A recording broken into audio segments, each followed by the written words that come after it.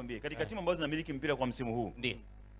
Ukimwacha USM Alger ambaye aliondolewa kwenye michuano hii, si ndio? Wa pili ni Simba Sports. Okay.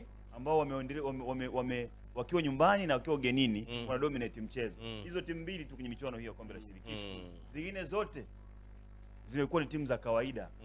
Lakini Simba amekuwa ni timu ambayo inaweza kumiliki mpira kwa asilimia kubwa. Lakini kumiliki kwa mpira kwa Simba Sports, angalia watemti mara ngapi, wametengeneza magoli mangapi. Lakini hizi timu nyingine hizi ambazo ziko huku Barkane, sijui Constantine, si ndio? Waangalia hawadominate sana mchezo, lakini wameenda hatua inayofuata. Hawa Stellenbosch wamiliki sana mpira, lakini wameenda hatua inayofuata. Walikuwa wanamiliki sana mpira kama USM Alger, lakini waliondolewa. Unaelewa mambo yanavyokuja. Kwa hiyo kwenye huu mpira Simba wanapaswa kucheza mpira wa kumtoa Stellenbosch. Na wanapaswa kuimaliza mechi nyumbani. Unaimalizaje mechi nyumbani?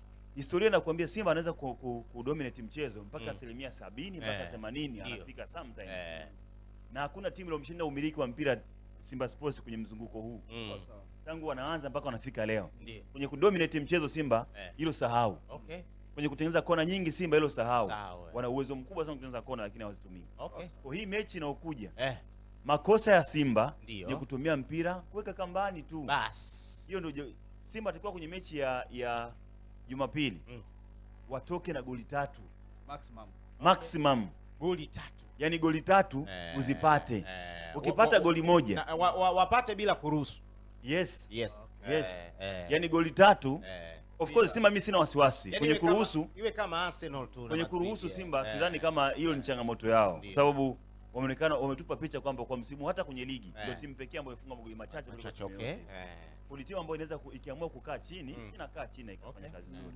Kwa hiyo hii game wanahitaji kushinda zaidi ya goli 3 ili kuweka mguu mmoja na kiwiliwili hatua ya nusu finali. Chuma hunoa chuma.